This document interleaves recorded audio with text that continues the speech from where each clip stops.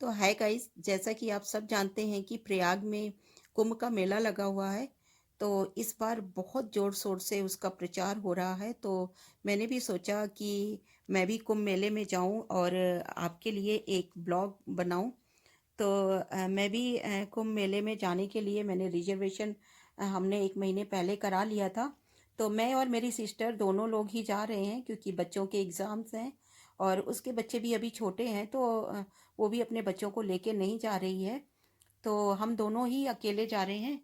तो देखिए हमारी ट्रेन में रिजर्वेशन हुआ है, जो कुंभ स्पेशल ट्रेन्स कुछ चली हैं तो उसमें हमारा रिजर्वेशन हुआ है। और ये सुबह की ट्रेन मिली, टिकट मिली ही है हमें। तो ये 9:10 पर डिपार्चर होगी। तो देखिए अब हम आ गए हैं। तो हमने अब ट्रेन में पकड़ ली है, ट्रेन में हम बैठ गए हैं और मैं और मेरी सिस्टर ही अकेले हैं, हम दोनों। तो बस कैसा लगता है सफ़र, चलिए। तो बस हम 8 घंटे का सफ़र तय करके हम आ गए। तो ये प्रयाग में एक स्टेशन पहले ही सारी ट्रेन्स रुक रही हैं, क्योंकि जो इलाहाबाद का प्रयागराज स्टेशन है वहाँ से उन्होंने बैरिकेड लगाकर बंद कर रखा है, क्योंकि काफ़ी भीड़ है यहाँ पर। तो उन्होंने एक स्टॉप पहले ही उन्होंने सारी ट्रेन्स को रोक रखा है। तो बस हम ट्रेन से उतरकर अब हम बाहर आ गए हैं। तो यहाँ से हमने पता किया तो हमें पता चला कि अब यहाँ से हमें टैक्सी या ऑटो लेकर हमको वहाँ तक जाना पड़ेगा, तो प्रयागराज स्टेशन तक। और वहाँ देखते हैं कि आगे का रास्ता कैसे तय करते हैं। तो हम बाहर आ गए और हमने एक ऑटो बुक किया। तो ऑटो ने 1000 रुपीज़ मांगा, लेकिन आज कल बहुत भीड़ होने के कारण तो उनके रेट ऐसे हैं। वैसे ज़्यादा डिस्टेंस नहीं है वहाँ से, पर हम भी, हमारे लिए भी अननोन जगह थी तो हमें नहीं पता था। तो हमने उनको 1000 रुपीज़ में हमने बुक कर लिया ऑटो और हम पहुँच गए प्रयागराज स्टेशन। और हमने उसे रिक्वेस्ट किया कि हमें जितना नियरेस्ट हो सके उतना पहुंचा दो, ताकि हमको कम पैदल चलना पड़े, क्योंकि वहाँ तो पता चला कि 3-4 किलोमीटर हमको पैदल चलना पड़ेगा। तो उससे ऑटो वाले से हमने रिक्वेस्ट किया। तो उसकी भी मजबूरी थी, क्योंकि अंदर सारे बैरिकेड लगे हुए थे, पुलिस वाले वहाँ अंदर जाने नहीं दे रहे थे कोई भी व्हीकल।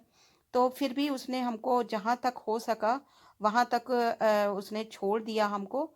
और फिर उसके बाद हमने आगे का रास्ता, कम से कम हमने 3-4 किलोमीटर, 5 किलोमीटर हम पैदल हमको चलना पड़ा। तो बस हम पैदल चलते हुए और फिर हम पहुंच गए। तो हमने लगभग हम 11 बजे हमने चलना शुरू किया था। और तकरीबन हम 2-2:30 बजे हम वहाँ पर प्रयाग का जो किनारा है जहाँ पे नहाते हैं। तो कुछ लोग तो वो गंगा घाट के किनारे ही नहा रहे थे, पर हमारा मन था कि हम त्रिवेणी में ही नहाएंगे। तो उसके लिए सुबह तक का वेट करना पड़ता, क्योंकि वहाँ पर जो बोट चलती हैं वो सुबह 7 बजे या 4 बजे से चलती हैं। तो इसलिए हमें किनारे नहीं नहाना था।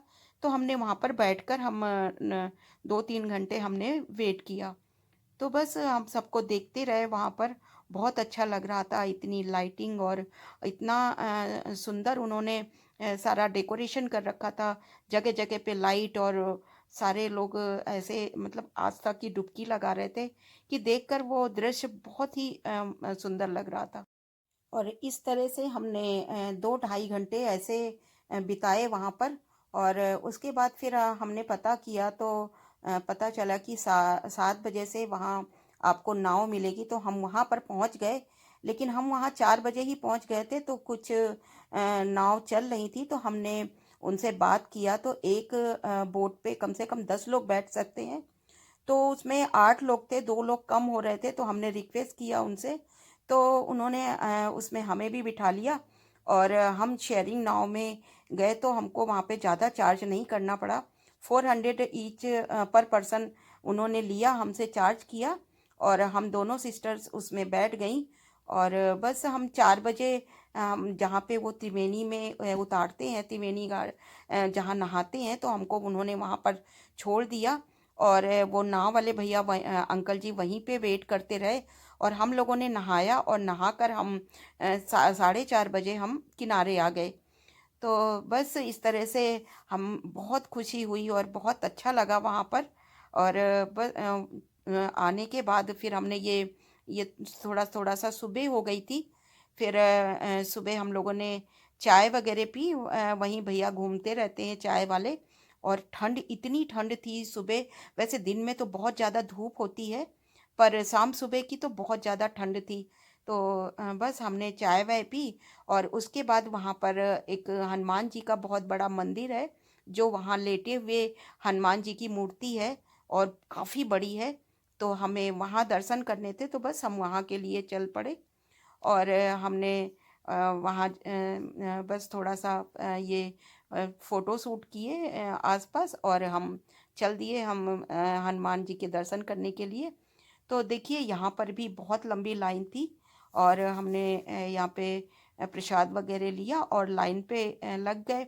तो बस 2-3 घंटे में हमें हमारा नंबर आ गया और हमने हनुमान जी के भी दर्शन कर लिए।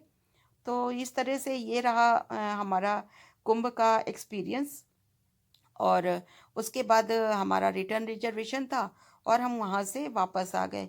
तो ये रहा मेरा एक्सपीरियंस। और अगर आप लोगों को जाना हो तो गाइज़ पहले से ही आप रिजर्वेशन करा लीजिए और बुकिंग करा के जाइए। वरना वहाँ तो बहुत ज़्यादा भीड़ होती है। और आप ये सोच के चलिए कि अगर आप 4-5 किलोमीटर आप पैदल चल सकते हैं तो ही जाइए, क्योंकि जो वीआईपीज़ के लिए हैं शायद उनके लिए नहीं चलना पड़ता होगा, पर आम जनता के लिए और आम पब्लिक के लिए तो 4-5 किलोमीटर मस्ट है, आपको चलना ही चलना पड़ेगा। तो वहाँ पर कोई व्हीकल्स नहीं होती हैं, कोई फैसिलिटीज़ आपको ऐसी कन्वेंस नहीं मिलेगी जो आपको वहाँ तक पहुँचा सके। तो वहाँ से आपको वापस आने में भी उतनी ही पैदल चलना है और जाते समय भी उतना ही पैदल चलना है। तो बस मन में अगर आस्था हो तो सफ़र कट ही जाता है। तो ये रहा मेरा कुंभ मेले का ब्लॉग। आई होप आप लोगों को पसंद आया होगा। और अगर पसंद आए तो प्लीज़ मेरे चैनल को लाइक कीजिए, सब्सक्राइब कीजिए। और आप लोग भी जाइए। लेकिन जो अभी हादसा हुआ है ये 29 को, तो कोशिश कीजिए आप जो ऐसे फेस्टिवल्स वाले या जो नहाने वाले जो दिन होते हैं, जैसे अभी जैसे अभी मौनी अमावस्या को ये हादसा हुआ, अभी आएगी बसंत पंचमी और शिवरात्रि, तो कोशिश कीजिए आप कि इस दिन ना जाएं और ज़्यादा भीड़ इकट्ठी ना करें। और वैसे आम दिनों में आप आराम से नहा सकते हैं। तो कोशिश कीजिए कि इन ऐसे हादसों से बचें आप लोग और सुरक्षित रहें। और ईश्वर आप सबकी मनोकामनाएं पूर्ण करें। इसी के साथ मैं ये वीडियो को एंड करती हूँ। तो चलिए, okay friends and bye bye.